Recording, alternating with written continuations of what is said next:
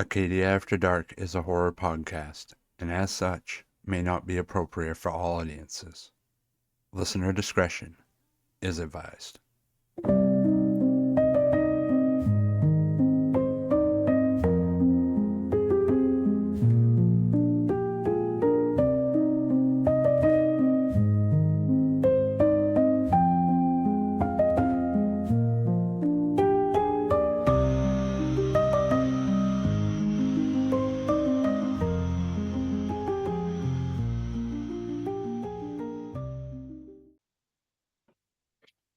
Welcome back to the Acadia After Dark podcast, and I am joined today by local expert on all things spooky, author, documentarian, podcaster, musician, general creative, Nomar Slevik. Nomar, how are you doing, man? I'm good. Thanks so much for having me. I appreciate it. I was glad that you reached out to me. I was, like I told you the other day, I was actually literally that afternoon before I had been saying he's got this book coming out that I'm very interested in, and I was like, I'd really like to get him on the show sometime. And then that following day, I got a message from you. I was like, no kidding, like great minds think alike, right? Right. But yeah. So I'm definitely glad to have you on the show. So I guess just start off by, I'm hoping that some people that listen to my show are probably already familiar with some of your work at least. But if they're not, can you give them a little introduction, what you've been doing? Sure. So, like you said, my name is Nomar Slevik, and I'm a writer and a documentarian and quasi all those things in front of it. um, but yeah, I have a fascination and a fondness with all things paranormal, and it seemed to have started with an encounter I had when I was like 5 years old. And ever since then, strange stuff has fascinated me, and I try to pay attention as much as possible. In my teen years, I started collecting stories, and it snowballed and kept snowballing. And then in my like mid 20s or so, I decided that I was going to write a book, and I did that, but it took me a long time to do. It was like 6 or 7 years, and but once I did it, it was kind of no looking back. But yeah, I guess that's a terrible introduction on who I am. No, that's actually pretty. It's pretty good. I think as a general starter. Well, Sure. well, how did because you said that you had an experience pretty early on in life. Yeah. Do you mind elaborating a little bit on that? Because I Sure. know in one of your books you had mentioned it. Yeah. So I was living in Fort Kent, Maine at the time. That's where I'm from originally. I was born there. I moved from there very young, so it feels like I grew up in Bar Harbor. That's where we ended up. Yeah, But I was born in Fort Kent, Nice. and my mom had put me to bed. I was like 5 years old, and I don't know what time it was, but she put me to bed. I fell asleep, and in the middle of the night, something woke me up, like a loud noise of some sort. So my eyes popped open, and I was trying to figure out what it was. And then I started hearing these light taps on my window, and I was like, "Oh, is that rain?" So I looked at the window, and I saw the sky light up. And then I heard a boom of thunder. I was like, "Oh, a thunder and lightning storm. Thunder must have woken me up." So I knelt up on my bed, to look out my window. And we lived right on the St. John River at that point. Like you could throw a rock and hit Canada. And so I looked down, and the St. John River is just like roaring, crazy. And while I'm watching this, I'm seeing these lightning streaks in the sky. And just after a moment or so, there was a very like disturbing thunderbolt. And like if I were asked you to draw it, you would draw this jagged yellow line. And it was stuck in the sky, like it was stuck in a cloud. It was really weird. Huh. And I knew at that age that you saw lightning just in a blink of an eye. Yep. but this stuck around, and there was kind of like a halo around it, and there was electricity coming off of it, and there was booms. Hmm. And I don't really know what happened next other than falling back asleep. I woke up the next morning and went to the bathroom, I was done in the bathroom, and I was walking from the bathroom to my bedroom, and you can see out the window, and it was still there. So I ran downstairs to get my dad because I wanted to show him.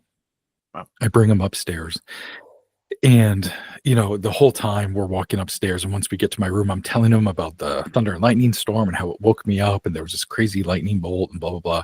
And we get to the window, and it's gone. Mm. So I must have been really insistent because he kind of had to like kneel down, get on my level, put his hands on my shoulders, and was like, "Buddy, like it didn't even rain last night. I don't know what you're talking about." And I was like, "Okay." Yeah. But again, I'm 5 years old, so the next shiny thing caught my attention, and I forgot all about it. Right. A couple weeks later, I'm getting woken up again in the middle of the night, and it's my father this time, and he brings me downstairs, and I can see my mother is shoving my sister into her winter clothes, and then she does the same thing to me, and then my dad scoops me up, and we all go outside. And again, this was like the middle of the night. Again, I'm 5 years old. I have no idea if it's like 9 p.m. or 3 a.m. But when we all go outside, and it's the middle of winter in Fort Kent, so it's a nightmare. It's super cold. Right. So my head is just buried in my dad's chest. And he keeps saying, "Buddy, you got to look up. You got to look up." So I take my head out of his chest and I look up, and I see, these amazing colors. There's like blues and reds and maybe some greens, and it was the Northern Lights. And it's the only time I've ever seen them. We had all these Northern Light sightings last year. Yeah. And it was always so cloudy where I am that I could never see them. It was so frustrating. But yeah, so I think those two really strange things happening at such a young age created some sort of core memory. And it told me that crazy, weird stuff happens in the sky, and you should probably pay attention. So I kind of have been ever since, but yeah, no, that makes sense. I think that's the origin story. Yeah, that makes a lot of sense. And it definitely will do that to you, right? I mean, now you're just constantly aware that, like, I mean, people have asked, like, why would you be watching the sky? And it's like, well, because once you've seen something, to be looking out for it. And that's why I think there's always been that people think that there's like a correlation to where you've had an experience, you're more likely to see more. And I don't necessarily think it's because you're being attracted to them or that they're, anything is attracted to you. I think it's just you're more aware. And so you're on the lookout after that. Because unless you have, your own reason to be looking at the sky, you're an astronomer or something like that. Right. Most people are walking around, they've got their head on the phones or, looking at the ground. So that makes a lot of sense. But so that started it off. And then since then, you said you collected a bunch of stories in your teens. And then when did you decide that, did storytelling come first, or were you like more like, I want to investigate these things? It was more like I was interested in scary stories, like reading them or watching them or hearing them. My mother got me into horror movies probably entirely too early, which was great. I think the first movie she introduced me to was Phantasm. Ooh. And also the childhood home she grew up in Eagle Lake, was haunted. And she would tell me stories about her house. And I was just fascinated by it. I was like, "Mom, tell me, what happened to Berdina again, one of her sisters. And, tell me about this other thing and blah, blah, blah." And I even had my own experience up in that area with their house, and that was at a young age too. I was a couple years older than the UFO weird lightning bolt thing, but but yeah, I was always fascinated in strange stories and scary stories, and that just kind of kept snowballing into my 20s. And having my mother's stories swimming around in my head, I would start asking other family members, and then I'd ask people at school, like my friends and stuff, if they had anything strange happen to them. And one buddy told me a wild story that happened to him in Southwest Harbor. And I had my own crazy sighting in Bar Harbor when I was 17. And, so I just started collecting these stories. And the first story I ever actually documented was my own when I was 17. Like, this thing happened. And as soon as I got home, I wrote everything down. I can share that story with you if you'd like. Yeah, absolutely. I'd love to hear it. Sure. So I'm dating myself, but when I was 17, there weren't cell phones. And after school, we'd like to go into Bar Harbor. And I was supposed to be home by 6 or 7, just long enough so I could eat and do my homework and go to bed. But before that, they were cool with me, like hanging out in town for a while and stuff. And we would drive around and we would do laps around town. And some of us had CB radios, so we would talk with CB radios and we'd smoke cigarettes and all that stuff. Sure. And but this was kind of a different night. It was pretty quiet. It was just me and one other buddy, and we were driving around town, and we pulled onto West Street. And West Street in Bar Harbor runs parallel to the water, until you get to the marina at the end. And as soon as we pulled onto West Street, there was this really bright light on the surface of the water. And if you're familiar with West Street, there's all these buildings and businesses and stuff. And it's, you can only see the water in between the buildings, so you don't have like this pristine view of the water. So I kept looking in between the buildings, and I finally started to piece together that there was like this half sphere sitting on top of the water. And it looked like it had a ring of lights around it, all the way to the surface, all the way to the top. Almost like a Christmas lights or something. But the thing was huge. It was smaller than a cruise ship, but bigger than a lobster boat. And it was maybe 100 yards off the shoreline, so I don't remember if it was high tide or not, but it wasn't very far offshore, and it was really bright. And my buddy saw it too, and we're like, what the hell is that? And it kind of kept pace with us, or we kept pace with it. And I remember, I don't think I exceeded 25 miles an hour, maybe 27, maybe 28, I don't know. Yeah. But we kind of kept pace with it. And when we got to the marina, it was already like rounding the bend, so it was going to be out of view. So our option was to park at the marina or take a right and go up, what is that, Main Street, where it goes past Giddy's and stuff. So we go up there, and my buddy was like, oh, let's go to Albert Meadow and the shore path, and maybe we can see it from there. Yeah. So that's what we do. We go up there and past Sherman's and all that good stuff, and take a left down Albert Meadow, and I think it's called Grant Park. And we park there and walk down to the shoreline, to the shore path. And basically, as soon as we got there, the thing came into view, and it was going by like just as slow as it was. It seemed like, anyways. And we just got this clear view of it, unobstructed view of this perfectly round thing on the surface of the water. But half of it was either half of a circle or half of it was below the water. Submerged. Yeah. Huh. And it didn't look like a boat. And, I'm no boat expert, even though I've lived around the water like almost my whole life. Right. I'm no boat expert. I've rarely been on them. But I do know that lights don't go all the way to the surface. Like, they're around the hull and stuff, and maybe on top in the cabin or something. Right.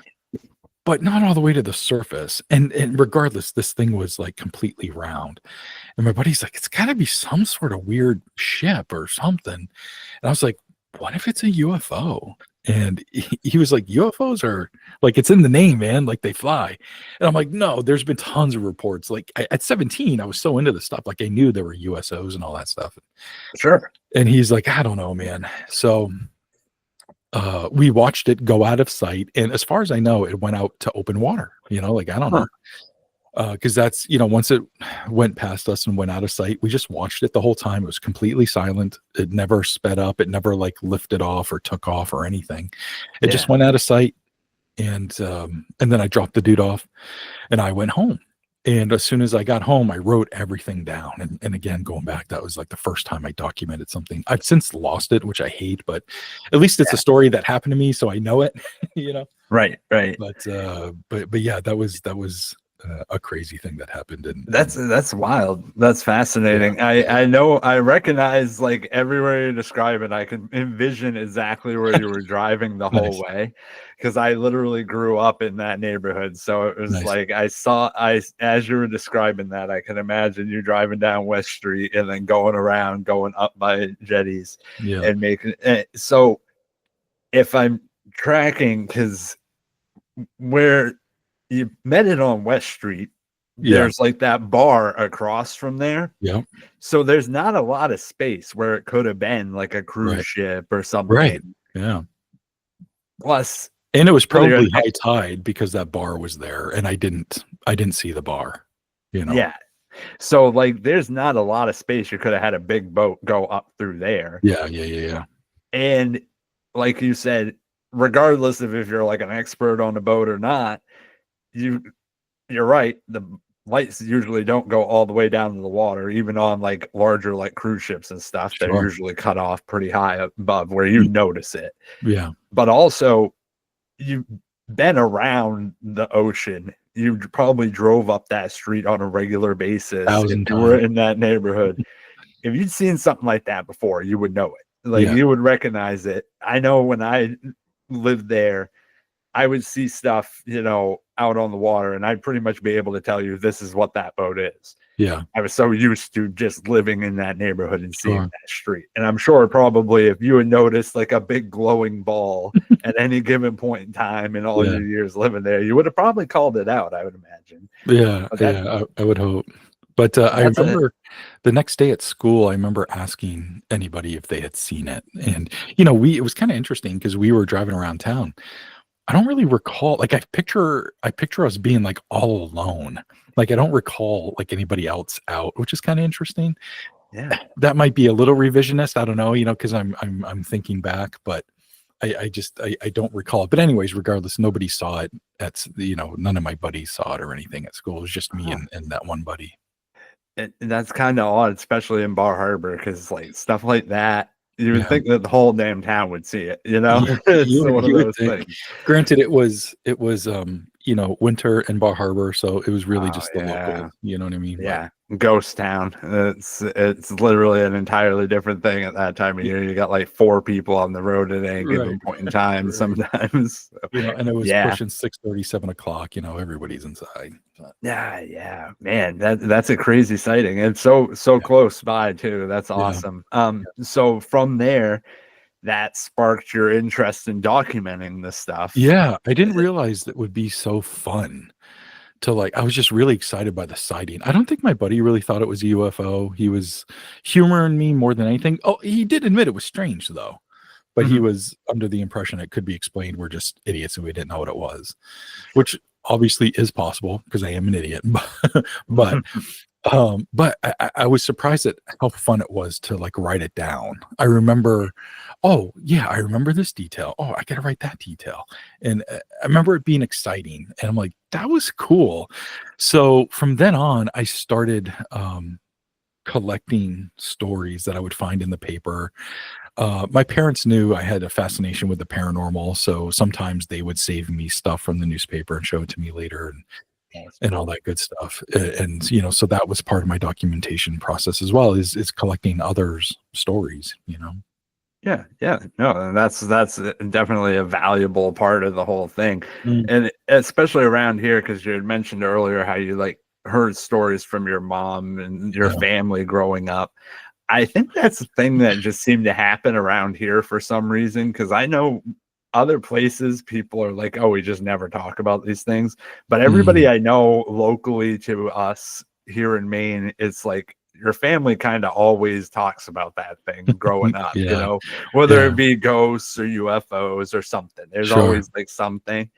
Um, but so once you got into like picking up those stories, you said it was a while before you like decided to Yeah, write a book. So where did the book come from? sure. So, like, running parallel with my fascination with the paranormal and like horror movies was Mhm. also a fascination and obsession with music. And so that was like my primary focus, Yeah. was creating music and working with other buddies and, you know, making our own music and stuff. And so I did that just for years and years and years, and was an independent musician, and still am. And, you know, I've Mhm. released, you know, over 20 albums and all that fun stuff. And it's great. And, you know, I played a lot of shows in Portland. There was a time for like, you know, a 5, 6 year period where I was playing almost every weekend somewhere in Yeah. Portland, you know, and so that was kind of like on the forefront of my creativity. I was always kind of writing in the background, but to no end, you know, it was just, you know, something I did for fun. Mm.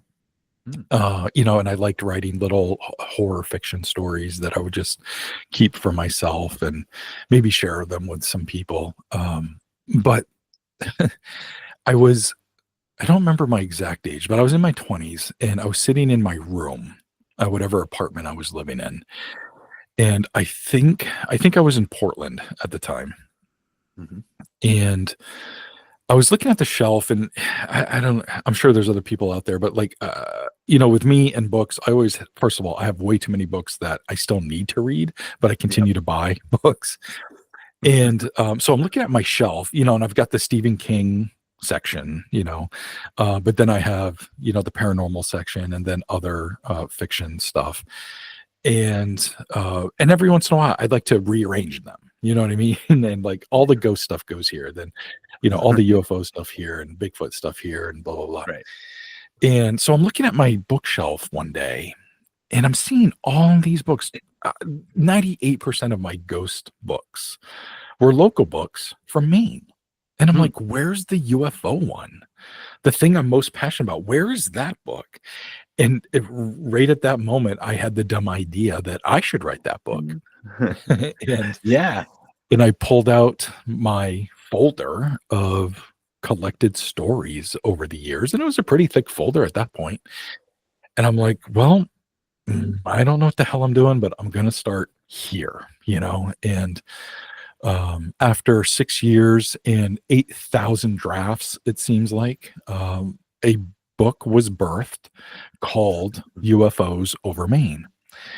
And I tried shopping it around for a couple of years because I wanted it traditionally published. I didn't even know you could publish your own book. It wasn't like DIY music. I thought you had to like be Yeah. signed to a publisher, you know? It's changed a lot over the It years has. too. I Yeah, mean, it's become it more has. accessible. Absolutely. So, you know, between 2010 and like 2012, I was shopping this book around everywhere. And I think it was around 2012ish. Don't quote me on the date, but I did find out that there was this company called Create Space. Mm. Create Space has since turned into Kindle, and it was bought by Amazon, and it's how Yeah. people self-publish now. Sure. But back then it was known as Create Space. And after getting rejection letter after rejection letter, and then sometimes they wouldn't even respond, you know, which was just as awful. I feel like maybe Soul worse. crushing. Yeah. So I find this Create Space thing, and all you have to do is upload your manuscript, and you can create your own cover and all that cool stuff.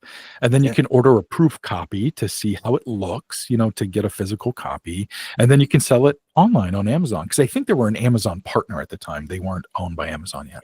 Yeah. So I did all that. And I got the book in the mail. Actually, I was at work and my roommate texted me. They're like, "Oh, your book came in." And so I went home at lunch and wanted to go check it out. Literally, while I'm like parking, and I have a BlackBerry at the time, and it goes off, and there's an email, and it's from this publishing house called Schiffer Publishing. And I'm like, "What's this?" And I'm like, "Probably another rejection." And I open it up, and I was like, "Hey, we're really interested in publishing your book. My name is blah blah blah blah blah." And I'm like, "Oh, dang, what?" Yeah. I'm like, "I can't believe this." So I go inside the apartment. I tell my roommate, I just got this email saying that these people want to publish my book. And they're like, "Well, your book's right there." And so I open the package. So now I'm holding a physical copy. Right. And I'm also looking at an email that says, "Hey, we want to publish your book." So Oh for man. me, it was no contest. Go with the traditional publisher. That's cool as hell. I need that experience. Yeah. But flipping through the book was pretty cool. It was cool to see it in, book format. And it was ridiculous because like I double spaced it.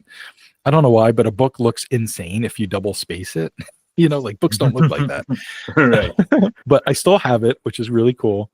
That's awesome. And so I responded to the email, and we went from there. And then it took like, I don't know if you're familiar with traditional publishing, but it's a goddamn nightmare in regards to like how long it takes for everything to like get done and stuff. Yeah. So that turned into like a 1.5 year process just to go through that and the release schedule and all that. So finally in Oh, May wow. of 2014, the book came out. So we're Wow. talking, so I think I started the process, in boy, 2008 or something, Wow. but anyways, but it was available everywhere. The contract they sent was like this thick, and I'm like, flipping through it, I'm like, that's a lot of words, and I just signed it. I'm like, that works for me. Sell your soul right Yeah, off. yeah, Like, yeah. And so the deal was awful, but I absolutely love the company. They took on a green author, and they're I had a publicist and an editor, and they were just absolutely wonderful working with an oh idiot who wow. had no idea what they were doing, Yeah.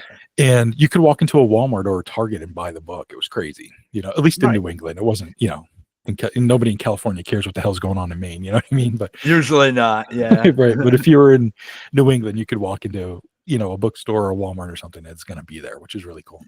Yeah, that's awesome. And yeah, that was really awesome. But also the deal is awful, so I got like 1 or 2 cents per book sold or something. And, so it was just, Yeah. money wise, it just wasn't where it needed to be. So, when you work with a traditional publisher, they in the contract, they typically have what's called first right of refusal for the next book. So I gave them my idea, and they said no. I'm like, okay, cool. Yeah. So I can go shop it to somebody else, and they're like, yeah. So now, this is a couple of years later. I think it's like 2016, and so now I'm a published author, and I learned a whole lot going through that editing process with their editors and the publicist process and doing stuff like that. And so I wrote a new book, which was basically UFOs over Maine Part 2, and I started shopping it around, and there was another traditional publisher named Llewellyn. I think they're Llewellyn Worldwide Publishing is the official name. Yeah. And they decided to take a chance on me. And I submitted the manuscript as UFOs over Maine 2, Otherworldly Encounters. Yeah. And they're like, well, we don't really want to do part 2s to books, especially published with somebody else. How about we use your subtitle as the title, and then we'll come up with a different subtitle. So yeah, my I guess I second can book, see. yeah. And again, I'm like, hey, you want to put out a book? That's cool. They're going to pay me more than Schiffer did. So I'm like, all right, that's cool. Yeah. And so in 2018, so it was a much quicker process. It was like a 2-year turnaround as opposed to friggin', 6 or 7. And in 2018, my second book, Otherworldly Encounters, came out. And again, it was all Maine stories. And there was even a few follow-ups to some of the stories I did in UFOs over Maine. Oh, that's awesome. So that was fun, and that was great. And I had a really great publicist on that one. And they got me on, Sirius Satellite Radio. They got me on a lot of stuff I never dreamed I could be on. I talked to Dave Schrader, just a bunch of different guys, Jason Hawes, So stuff like that was really, really cool. And, trying to get a buzz going for all this stuff. But again, in their contract, they had first right of refusal. So I sent them another book that I wrote, and this was about one singular gentleman who had a lifetime of UFO encounters. Started really young, and he's had multiple abductions and entity sightings and really crazy stuff. And again, it started when he was, basically a baby, and it's ongoing today. Like he and I are friendly and things are still happening to him today. So anyways, I interviewed him multiple times and ended up writing a book about his story. And I sent it to Llewellyn, and they said, "Yeah, we like it. Let's put it out." And I said, "Okay, but the economy's changed. It's been a couple years. Sure. If this was a regular job, I'd get a raise. What can we do here? And they're like, "Oh no, it's the exact same contract." I'm Oh, like, wow. what are you talking about? The last book was, a mild success, like it's, didn't win any prizes. It's not like I made a bestsellers list, but it did well enough that they wanted to put something else out by me, Yeah. So, but they're like, yeah, no. So I said, Wow. okay, let me talk to the guy I wrote the book about, because he and I were kind of like lockstep. I Mhm. wanted him along with this process with me, and he wanted to make sure I was being taken care of as an author, and I wanted to make sure he was taken care of as an experiencer. Yeah. So I tell him what's going on, and he's like, "That doesn't look like they're taking care of you." I was like, "I know. I'm gonna ask him to negotiate."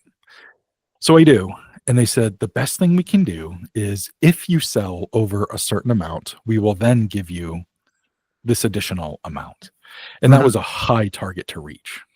And I was like, boy, I don't know about that. I'm like, I don't think this is gonna work. What happens if I say no to you? Because I'm Yeah. under contract for 2 more books. Right. So what do they do in that Yeah, so situation? that's what I said. I'm like, what happens now? Because I don't want to put this out through you. Are they planning on using you just like, hey, you got to write for us now, or what's the plan there? No, they were absolutely wonderful, and they said, "It's fine. We understand, and it's okay. You don't have to put it out with us, and you can actually shop it right now to somebody else if you want." And Oh, I told, the guy I wrote the book about, I told him, and we were just like, "Oh my god, I can't believe they're letting us do this." Okay, because even if we did go through Llewellyn for it, the book wasn't gonna come out for, like, another 2 years probably. So, they said, "Yeah, you're good to go. Don't worry about the contract. We're letting you out of it and do what you want." So that's when I was like, I bet Amazon has upped their game a little bit on the self-publishing route. Let me go check that out. And it's called KDP, which is their self-publishing thing, which does print and Kindle. So I checked them out, and I got a really good editor, because now I don't have the power of Llewellyn's editors, so I have to do yeah. everything myself now. So I got a really good editor that I trust, and sent them the book. They did all their things. And then I actually let my dad read it. My dad's a retired high school teacher, and so he combed through the book as well. Yep. And I was able to turn that around in just like 3 months, and was able to put the book out during the pandemic, which was insane. But we Wow. put the book out during the pandemic. And since I was doing it myself and had to purchase the books myself, like pay to have them manufactured, I had to create a GoFundMe to try to get this book published. So essentially you would donate to the GoFundMe, but it would act as a pre-order. Yeah. And so I was able to successfully fund it, and that was, my first time self-publishing, and it went amazingly well. And I've been doing that ever since, Hmm. with my subsequent releases, which has been 3 more after that. So Dude, it's that's been going awesome. well. Yeah. Hey, I mean, that's cool to see that you at least had the experience and you got to Yeah. have that, that Yeah. notch in your belt to say, yes, I was published and picked up and contracted. Yeah. But yeah, I mean, I can see the business of it is going to be what it is. I'm Yeah. shocked Not that my that other company let you out of it that simple. I know, I mean, they were wonderful. It was really great. And, they probably hear no more often than I think, you know what I mean? And Yeah. so they're like, "Yeah, we're not gonna hold you hostage. I mean, that's no fun for you." And, and we're not talking like huge monetary numbers here, you know what I mean? So I'm sure it just wasn't a big deal to them, Yeah, yeah. I mean, that which I'm makes thankful sense. for.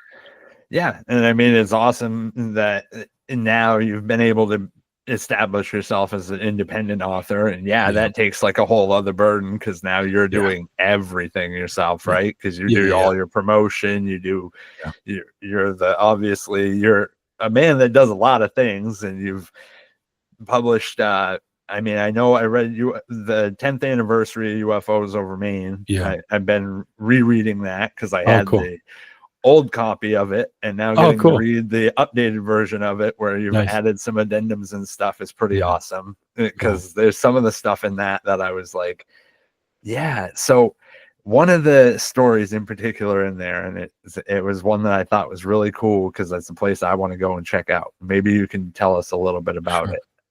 Loring Air Oh, Force Base. yeah. That's one that I want to go and check out because I know you can go there now and Yeah. like actually walk around the old, Yeah. facilities and stuff. So, give us the clip version of that. Like, that's a wicked cool story. Yeah, there's actually a whole bunch of stories from Loring, but like the main one, but no pun intended, but the big story that happened over like the course of 3 days. There was a UFO seen over the base, and it was seen over the nuclear storage area, which is not good. Mhm. And this happened in October of 1975, I believe. And almost everybody on base saw this UFO. It looked like a UFO, meaning it wasn't anything that was identifiable to these soldiers and to these commanders that were on base at the time. The highest ranking officer on base saw the UFO with his own eyes. He was the wing commander, and he was screaming into the walkie-talkie, like, "What is this thing? You better tell me what this is. Tell me that you can see it right now at the tower," and blah, blah, blah. And so this incursion really on the base happened over the course of 3 nights. It happened the first night, everybody saw it. The base went on a high alert. It's called something. It's in the book, but it's like an alert 3, something like that. It's a Sure. big deal. And all these other bases that are like sister bases to Loring at the time were also put on notice because this thing was happening in Maine. And it even got to the White House at one point. So that happened the first night, and everybody saw this UFO. Then the second night, the UFO came back, and it was seen in other parts of the base. And then the third night, this UFO comes back, and it's at one point, it's hovering just a few feet over the runway, like literally 3 feet above the runway. And there's Maine State Police driving towards it, and there's military police driving toward it. And they all stop like about 100 yards in front of this thing on the runway. And one of the soldiers described it as like this oval plasm thing, and it was just constantly changing colors, and they're watching it, and they're kind of trying to come up with a plan, like, what do we do? What is this? Right. And they're armed, but they're not about to point their guns at it. They don't know what to do. Before they can even decide what to do, it blinks out. It It's gone. disappears in front of their eyes. And then their radios come alive like 3 seconds later. And it's the tower reporting that they have the thing on radar and it's over Nova Scotia, which is crazy. Yeah. Insane distance. Insane distance. So that's a very, very quick summary of what happened. If you do check out UFOs Over Maine 10th anniversary edition, the entire story's in there. And it's got everybody's names. It's got direct quotes from them. So you got the whole 3 nights there, not to mention stuff that happened in the 60s and 50s and blah, blah, blah. Yeah. But yeah, that was crazy. Then there was this kid. He was the son of one of the soldiers. He came forward all these years later. I think it was maybe the early 2000s, maybe the late 90s. But he said that his father had said, who I think had since passed away, said that the men in black had actually come to Loring and had taken some paperwork that documented this UFO, which was really interesting. And that didn't make it to a lot of different books, but it made it onto some websites. And I was like, well, I got to include it. I don't know if it's true, but I got to include it. You get the report. It's an added layer to the entire picture, and it's funny because of how that kind of preempted a lot of historic things that ended up happening afterwards. That was like, to a lot of people, they point as that being one of the catalysts that really brought UFO research and the government interaction with UFOs to the forefront of people's conversations in it compared to what it was before that. I mean, Loring was a nuclear base, and it was the northernmost point closest to Europe. So that base saw a lot of action all the time. Like, it was a big deal that happened there. Yeah, for sure. Definitely. I'm sure that there was probably a lot of national security concerns and everything because of Sure. the time frame that it was happening. So Yeah. definitely a crazy story. And yeah, definitely people need to check that out in your book because it was a fascinating one. And I know it's one of the first ones you covered in the book because it's Yeah. obviously Yeah. like starting off with a bang, right? Yeah. Yeah. Yeah. Um, But I went to the base myself in 2017 to, check things out for myself, yeah. and that was a whole thing. Like, first of all, the base is incredible. I got everybody and their mother's permission just to make sure all was above board and cool. Mhm.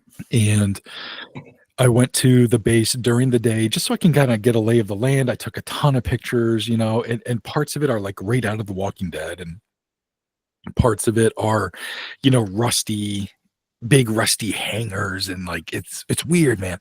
And you can't go into anything. There's signs everywhere. You like, no entry, no entry. But there are broken windows and stuff. So I'd stick a head in, or I'd stick a hand in with my camera and take pictures and stuff. But I went back to the base at night, and it was I probably got there around midnight or so, and immediately got lost. I don't know why I thought there would be lights on, but it's pitch black. There's no power on the base. Right. There's peripheral businesses, like there's a Job Corps up there, and there's a few other things that are up there, but on the base itself there's no lights. So I was immediately lost. It's pitch black, but Google Maps works up there, so that was helpful. Wild. Yeah. And I was at one point, I was sitting on the runway where I thought the majority of the action took place of the story I just told you. So I'm sitting there, and it was an overcast night, and it had been drizzling all night. So at the very least, I knew that if I was going to see something, it wasn't celestial. It would be under the cloud cover, So I actually thought that was in my favor. And I sat at this runway for over an hour, and nothing happened. I freaked myself out at one point, but I eventually left and went to the radar tower. And there's like a big parking lot there you can park at.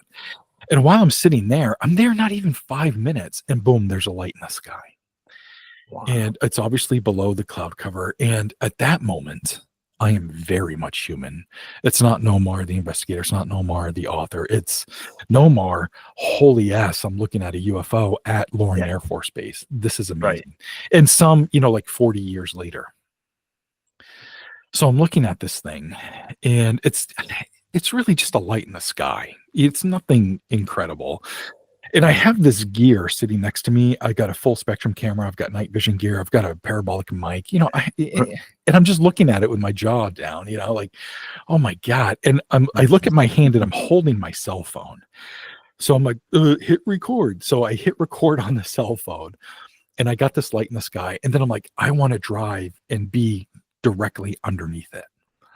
So I do that. I put the car in drive, and I start to move. And as soon as I move, I roll like 3 feet, maybe 5.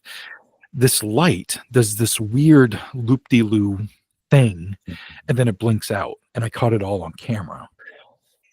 And that was really the extent of the sighting, but it blew my mind. I mean, at least you got it. Like, yeah. That's At one least I good captured thing. it. It's on my YouTube channel. You just search Nomar Slevik on or Slevik Stories now on YouTube, and you'll find the Loring UFO video, and you'll see my video, and it's awful. But then I do a close up, and I some other, I don't know. It looks like a weird structure behind the light once you're zoomed into it, and all this cool stuff. But that'd be interesting. I'll definitely be checking that one out. yeah. It's an interesting video. But I mean, that goes to show you're a guy that's experienced. You've been researching the stuff. You're out there yourself. You're looking for this stuff, and then the moment when it pops up, I think we've all been there at one point or another, where you're like, "What do I grab first? What do I do?" I was just like, I was stuck. I was a deer in headlights. I'm like, having an experience. This is amazing. Oh, you should probably document this. Right. Yeah. But I mean, it's one of those things though that like I think is pretty relatable because I mean, one thing that people have always said is like, when you're out there and you're in that moment, they're like, well, why didn't you get it?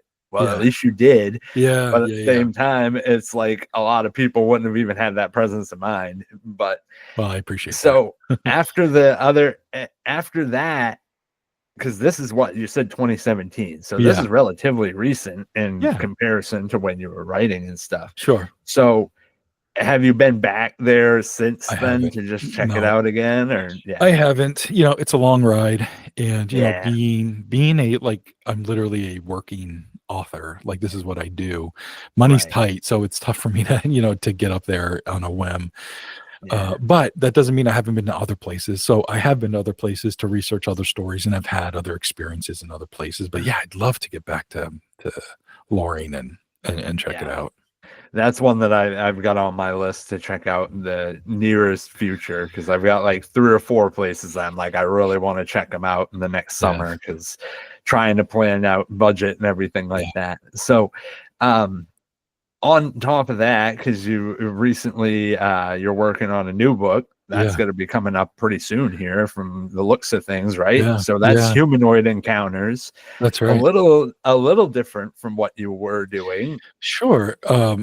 Yeah, I didn't really know what the next project should be, but at the same time, I need it to be timely. If this is what I'm doing full time, I can't just put out a book every 2 or 3 or 4 years. I've got to be consistent, Yeah. but it's also got to be quality and somewhat quantity. I don't want to do a million. I don't want to do 2 or 3 books a year because that's insane. But I think one a year or one every 2 years is reasonable, and I think I can do that. Yeah. And so I started trying to figure out what the next project could be. And I remember thinking back to this. There's this one story in UFOs Over Maine 10th Anniversary Edition that it still chills me to the bone. And it's about an entity sighting. And it's a very short story. It's actually not even that remarkable. Like it's a very short story. I just love it. It caught me off guard. And I was like, an entity, a humanoid. That's where I got to go next. And what does humanoid mean? Because in UFOs Over Maine, there's like 25 stories in there that have humanoid encounters in them, Right. And I don't want to rehash all of those in another book because that's not fair, Sure. So I have to find new stories. And I did find some new alien ones, but I was also trying to find monsters and things in the woods and weird things that you don't expect and ghostly things as well. So I think I'm taking the humanoid shape thing a little far, like I'm including some things maybe I shouldn't, but I do have a ghost chapter, but also energy beings, light beings that people are seeing that look humanoid in nature. And then anything else that's strange. I have a chapter on tree people, stick figures and Yeah. tree people, which is really fun. I got a chapter on pale crawlers, which I'm really excited about. Ooh, yes, I was reading your chapter list there, and those Yeah. both of those were two that I was like, because the pale crawler one was one I was really interested in, Yeah, because those I've freak me heard a out, man. couple. Same here, something weird about them. I don't know Yeah. what it is. Gives me the heebiest of jeebies. I don't know, Yeah, but like, same, man. Same. I saw that chapter and I was like, that one's gonna be awesome. I had heard your story that you told on your podcast about Oh, yeah. the stick figure that you Yep. saw, and that was like literally right up the road from me, which I thought was wild, because I Wow. was like, literally the same road that I live on, drove it a million times. Again, I could say that, yeah, I know exactly where that was, and it was pretty crazy to hear. So out of the stories you're collecting from there, and I know you're probably not going to want to give away too much, out I of don't mind. all these, I don't mind. out of all these ones that you got, what's I guess what's the most unusual one that you've heard? Wow. Unusual. Boy, there's so many of them that are unusual. I think there's 2 that really took me by surprise. Like I wasn't expecting. And one of them is about frog people. Hmm. I'm a big fan of the Loveland Frogman out of Yeah. Ohio. It's an amazing story. I think it was back in the 50s, and then there were some more recent stuff, and then there's actually been some video and pictures of some more recent stuff of people seeing this Frogman. Then there was a found footage horror movie that came out just a year or 2 ago called Frogman, and it's amazing. You should check it out if you can. Yeah, I'll definitely have to look that up. But Sounds awesome. it's about a family that encountered the Loveland Frogman. It's awesome. Yeah. And so I have this chapter called Psychotic aquatics, and it's all things from the water. And I have a bunch of stories, but I needed to find Maine's frogman, and I scoured everywhere, and I was looking and I was looking and I was looking, and I found something that was like tangentially related, but then I found the story, and it comes from a 1919 book written by a George Cleveland, and it's from a book called Maine in Verse and Story. So there's poetry and stories in it. Huh. And so anytime I go thrifting, I look for the book just in case somebody has it. But I do have like the digital scanned copy. And inside of it is a story called The Remick Case. Remick, Remick, the Remick Case. And it's about a guy named Silas Remick. And it starts off like from when he was a kid until like he grew up, and his father would warn him about this lake, and they called it Devil's Lake. And I think they don't give the actual location, I don't believe, but I think it's like Millinocket type area, maybe a little further out that way. Yeah. And the locals don't go there. And he would warn his son not to go to Devil's Lake, but he never knew why. And then his father passed away, and the kid became the head of the household. He's 25 years old now. His dad's passed away. They have a homestead. He lives with his mom and siblings, and he's the one in charge now. And so he's a really good worker, really respected in town. But the lake, it's calling his name. So he's like, I'm going to go check it out. Dad's passed away. I'll just bring my fishing gear and go check it out. So he goes, and it's the best fishing he ever had in his life. He brings back a ton of fish. His mom's like, "Oh my God, we can eat for a week off of this." Right. So he thought it was great and it was fun and all that good stuff. But yeah, I'll go back again in a week or so, and he does. Then it turns into every other day. Then it turns into every day, and now he's a little bit obsessed with going to the lake. He doesn't really know why, other than the fishing's really good. Sure. But he knows it's more than that. And his mother has noticed, like, you're shirking, you're not doing some of your responsibilities. And he's like, you know what? You're right. And I'm sorry. And starting tomorrow, I'm a new man. No more fishing at the lake. That was a complete lie. He went to the lake. Yeah. But this time, he doesn't come back. And it really upsets his mother. So she goes to the neighbors, and then to the neighbors beyond those neighbors. And they set up a search party. And they go up to the lake, and they're looking for the kid, and they don't find him. They don't even find any remnants of him being there. The searching goes on for weeks, and he's never found. So they assume that maybe he drowned and he's underwater or something. 5 years go by. And there's this New York guy who buys a cabin up in that area, and he hires a local to take care of all the stuff inside the cabin, take care of stuff outside the cabin, and to take him on fishing expeditions and stuff. So these two guys end up becoming pretty good friends, hanging out and all that good stuff. And the New Yorker guy was really into the paranormal. So he was asking the local about paranormal stuff around town. They're like, well, there's this weird thing about this kid. And here's what happened. And it's the story I just told you. Right. And the New York guy's like, you want to go up to the lake and check it out? And he's like, you're crazy. And he's like, no, let's go. So a couple days later, they go up to the lake, and it's this beautiful area. And there's like these really like tall mountainous things, and there's caverns and all this really great stuff. And they're like, wow, this is really beautiful. It's like, I can't believe more people don't come here. And he's like, well, people think it's a superstitious area and they don't want to be here. So anyways, they're kind of just like looking around and all this good stuff, when all of a sudden this thing comes flying out of the lake and lands on the surface. And it was just this little thing. And it turns out it was a bottle or a jar or something. So they paddle up to it, and the local picks it out of the water, and he's like, what the hell is this? It's like a jar. And so he opens it up, and there's a piece of paper in it.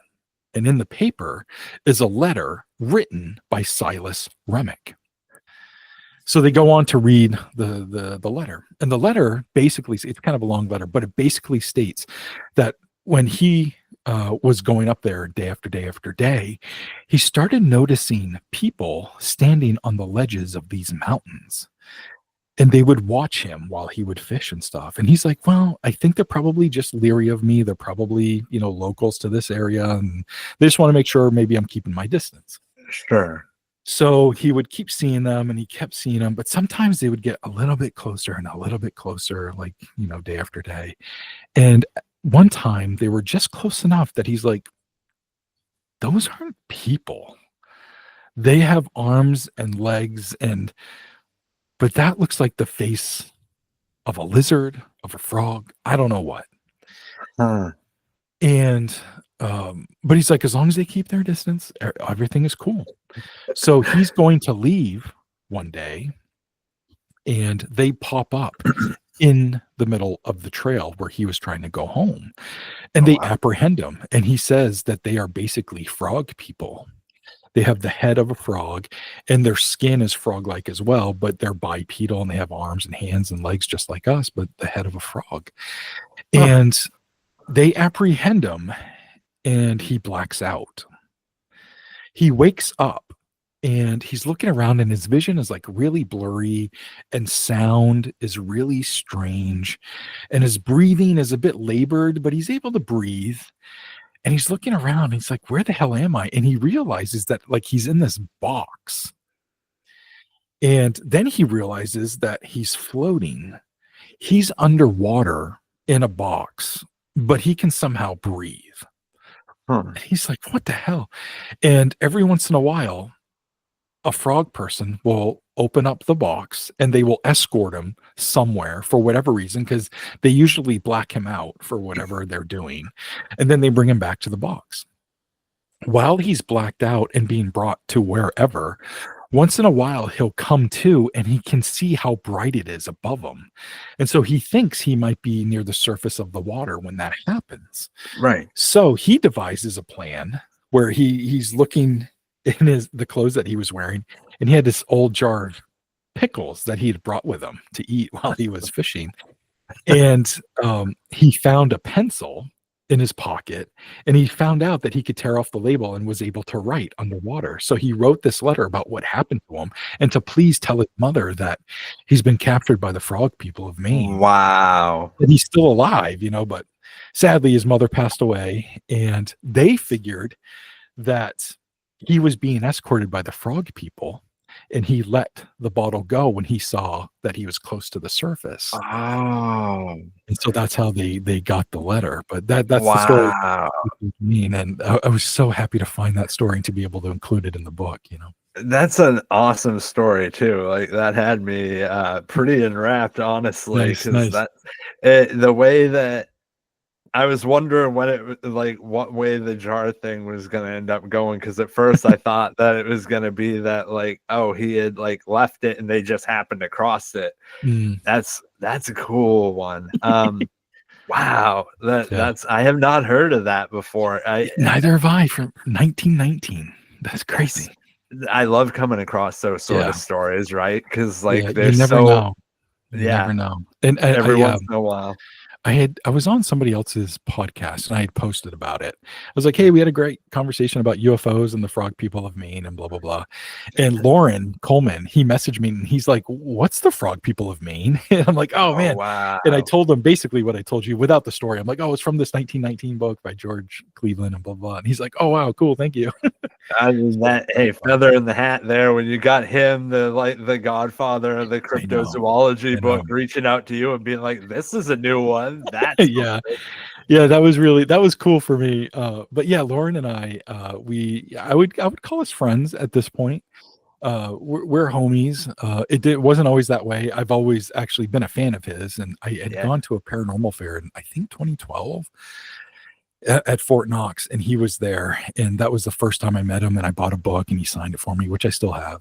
And from there I would see him at other conventions, and then I started becoming a peer, because I had my own books and I was appearing at these places and giving talks and stuff. And, Yeah. we were running in similar circles. And so we would see each other, more often than not.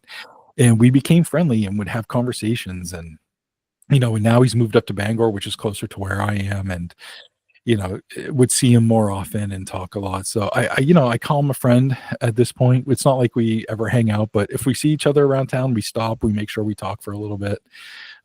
Or if we're at the same convention or festival or whatever, we make sure to go visit each other and, say hi and all that stuff. And Yeah. that's, I my girlfriend kind of makes fun of me, but like I'm still starstruck by him, and and I think Lauren likes my girlfriend more than me, which is fair because she's awesome. But Yeah. but she's like, hey, I don't, he's just a guy and he loves Bigfoot. And I'm like, I know, but it's Lauren Coleman. He's the godfather of cryptozoology. Yeah, for sure. Like, I absolutely understand that. The first time I met him, coincidentally, I'm pretty sure I actually was at that exact same paranormal con at Fort Knox. Oh my God, that's amazing. Because I was the guy that asked him about the chupacabra. And Oh, he okay. basically laughed at me and then told me how it's wrong and that that's not a thing. And I was like, oh, okay. Well, I learned something today. Yeah, quiet you. Yeah, because he was basically like, and he's right. Looking at it in hindsight, at the time, I was like, I was thinking back to like the 1990s version of the chupacabra that everybody saw on Unsolved Mysteries back in the day, right? And he was like, that's not what it is today. And I'm like, what are you talking about? And then after the fact, I saw the new ones that they show that they claim is the chupacabra, where it's like a dog. Yeah. And that's a little disenchanting for me as a person that likes the OG lizard winged alien thing that everybody in the 90s grew up with, dating myself a little bit because I was like an X-Files kid. So I grew up like watching. Oh yeah, like I remember one of my earliest memories was being on a trip and like my mom was watching that in a hotel room and we were on the trip and I was obsessed with it until we saw that episode with the guy on the cart that like crawled after the people. I can't remember the name of the episode, but man, that to this day still like freaks me out every time I see it. It's amazing. But yeah, Lauren, he followed me on Blue Sky when I first joined Blue Sky. Amazing. And I lost my mind that day. I was like, I've been researching this stuff for years and I joined this random site and I see his name pop up and I was like, is this the real one? Like, I was like, did I just get catfished by a crypto guy? But no, it's him, man. Yeah, dude. And he seems like a wicked nice guy. Every time that I've went and seen him speak and talked to him myself, and I definitely wouldn't call us friends, but I've spoken to him a handful of times. Yeah. And he's one of those local legends, and you're kind of getting there yourself, man. I say you're coming up, not not to like sit here and blow smoke up your ass or nothing, but there's honestly, when I read your book 10 years ago and then to read it now, and then I look at the way that, like, I mean, you got people like now. Look, you got Unexplained Maine. You guys just were all on the news the other day. Oh yeah, that was cool. Celebrities now.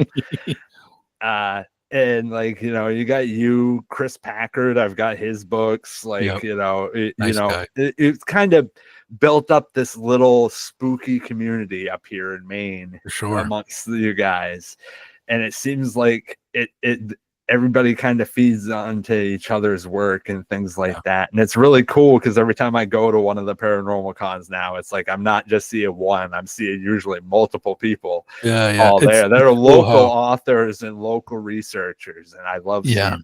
Yeah, and same here, man. Like, and I love that we don't compete with one another. We're very much, sharing information when we can. There's another local author and investigator and researcher, Michelle Sawyer, and she put out Bigfoot in Maine a few years ago. Amazing book. You got to pick it up. And years before that, she put out a book called Strange Maine. She has a Strange Maine blog. Really great stuff. She's a wonderful person. She owns a bookstore down in Portland called the Green Hand Bookshop. Nice. And her and I have been friends. I actually think we met at that same paranormal fair at Fort Knox. Wow, what a all those years ago. serendipitous event that was. Yeah, it really was. But her and I began corresponding after that because, like, her and I talked and at the fair, and that was cool.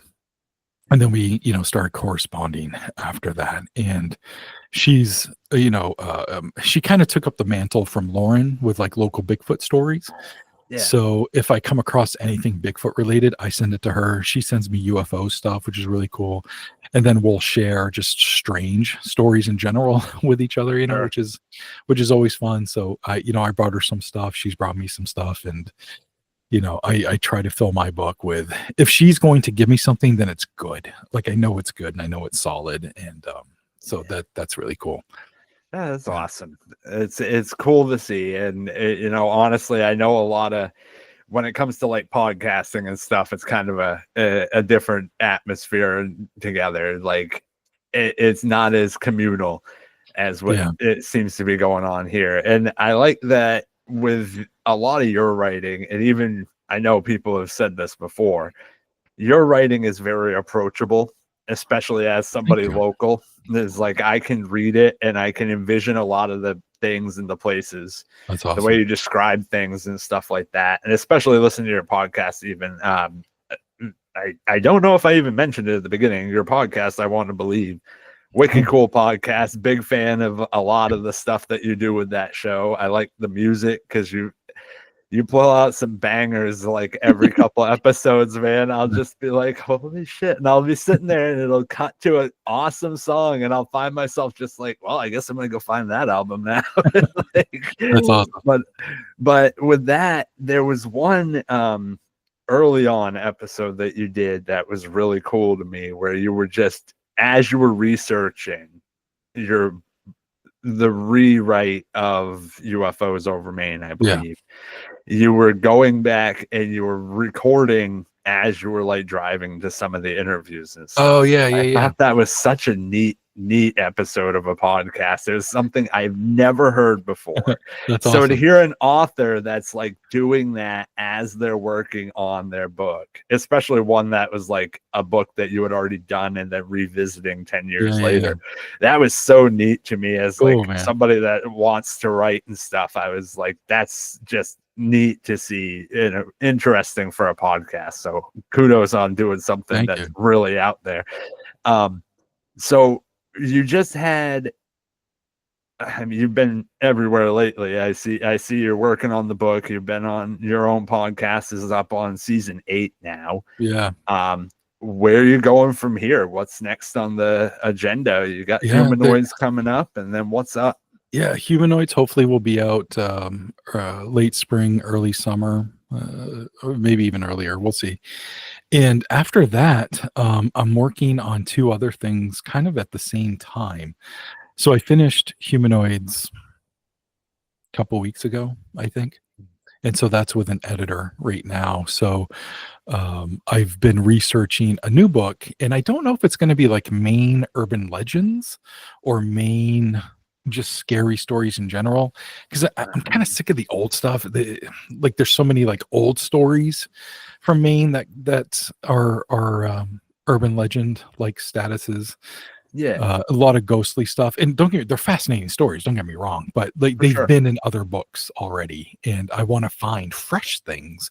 And I Yeah, found maybe like 30 fresh stories, and they're not all urban legends though. Maybe 10 of them are, and the rest are just like cool, creepy, scary Maine stories. One's about a possible serial killer that happened in 2004, I think, in Kennebunkport. Another one is about some missing women. So there's a little bit of true crime in there, and yeah. so it might turn or morph into like true scary stories from Maine type of book. Oh, So yeah, so I'm excited for wherever it goes, because I'll go wherever it takes me. That's fine. And then yeah. in conjunction with that, especially over the summer, I've been working with Fort Knox to potentially come up with a new book for them. They did. They have a really old school book that's like spiral bound, and then they Yeah, have a more informative book that came out somewhat recently, like in the last 5 years, but informative. Like about the fort and the history of the fort and stuff. yeah. And then along the way, they did Haunted Fort, I forget the Yes. author's name. I'm so sorry. But Haunted Fort came out, and that was maybe 10 plus years ago now. Uh, I'm not 100%. And so they kind of wanted to update the scary part of it. yeah. And I've been working with the gentleman over at Fort Knox to maybe start that process this summer. So I'll be interviewing some team members of the local 207 paranormal 207 that run the ghost tours over there, Yeah. and interviewing them about stories and all that stuff, and do an updated haunted book for Fort Knox. Yeah. No, I just looked up Haunted Fort because I know that I've seen that one up there, and I was just curious. But yeah, that is a few years old. I want to say that says it was. Yeah. Oh wow. Yeah. That was by Lisa Gardner. Ah, yes, Lisa Yeah. Gardner. Yep. So, but that one's, it's a few years old, so definitely could see an update to that and do something Yeah. a little more horror inspired. Like that'd be Hopefully, like cool. I hope, because I'll present them with a manuscript, and if they don't like it, they don't like it. I mean, it is what it is. But I want to tell some of the more creepy contemporary stories about like their current investigations there, and what some of the stories are for potential hauntings. And my girlfriend is also an amazing photographer, so she'll be taking pictures at the Oh, fort. cool. And we were flies on the wall for an October event they did last year, and that Mhm. was just really fun to be on an investigation there, but to like be a fly on the wall, just like observing. And I was recording everything, with an audio recorder. My girlfriend was taking pictures and just trying to get a lay of the land. And we made some connections with the investigator show so I can interview them later. So yeah, so those two things are hopefully what's next: a Yeah. scary urban legend book, and then hopefully a Fort Knox book. Well, I mean, definitely looking forward to both of those. So, you're gonna get to go to any of the fort haunted tours this year, or Yeah, do any of the camp hopefully. trips? I'm Yeah, trying to get hopefully. out there. Uh, Yeah, every we time I see one scheduled, I'm like, "Ooh, when's a good weekend we can get off?" Like, yeah. We probably wouldn't stay the whole night, but we'll definitely be flies on the wall again and do another investigation. But for me, it's more so talking to the investigators there. They're the ones that are there all the time, yeah, and have some pretty great stories. They even have stories about seeing a UFO. There's an amazing picture somebody captured of a UFO over Fort Knox, which is pretty cool. no kidding. Yeah. So some good stuff going on over there. Yeah, no, it sounds like you're gonna be a busy man at least for the next Mm, year or so. I mean, you got yeah. a lot coming up here. Yeah, well, I guess one thing I'd like to see because you get a lot of stories. Where are you at right now? This past year or so, it seems like there's been so much talk recently about UFOs Yeah. and these drone things up here Yeah. in Maine. Where are you at with that? I have my thoughts. I'd be interested to hear yours. Thoughts on the drones? Well, I think that's what they are, drones. I don't think they're alien. There is something that was, I don't think so much anymore, but I could be wrong, happening in conjunction with them, which are these weird plasmoid balls. And those are interesting. And I'm not sure what to make of those, but the drones themselves, like what's the running theory? I mean, I know that there's a certain crazy billionaire that has the means, the reason I'm not so sure on, but the means to have thousands upon thousands of these things flying all over. And it could be some sort of ice related thing. I don't know. But it's interesting and it's kind of scary. And I'm kind of glad that it's died down a bit. But Right. I did hear a really interesting story about the drones. Okay. So I was given a talk at the Bangor Authors Fair in December. And, afterwards, I always ask if there's questions and stuff, or, anybody wants to mention something. And this Yeah. lady said that she saw a drone basically over her property. And she lived a little bit rural to Bangor. Mhm. So it's not like she was, right in town or anything. But she was in her car and just like pulling into her driveway. And there was this huge drone. She said again, it was like truck size. I never Yeah. saw one of the truck size ones, you know what I mean? Nope. Like those, that seems scary, especially if they're that low and you can tell size, because it's maybe compared to Yeah. a tree or something. And that was her case. There was a tree. She saw the size of it. She's watching this As a thing. reference. Yeah, as her point of reference. And she's sitting in her car, and her phone is connected to her car via Bluetooth. A lot of us do it to listen to podcasts and music or whatever. Sure. And so her phone is connected to her Bluetooth. And what comes over the speakers is somebody says, "I love it when they look at us." Oh God. And she was looking up at the drone at the time that this came through her speaker. So there was some sort of Bluetooth interference there. And in her opinion, it sounded like a young American. You know what I mean? Oh man. And I could just picture, you know, this kid sitting in DC or wherever the hell, you know, doing this unmanned drone, you know, almost Yep. computer game type thing.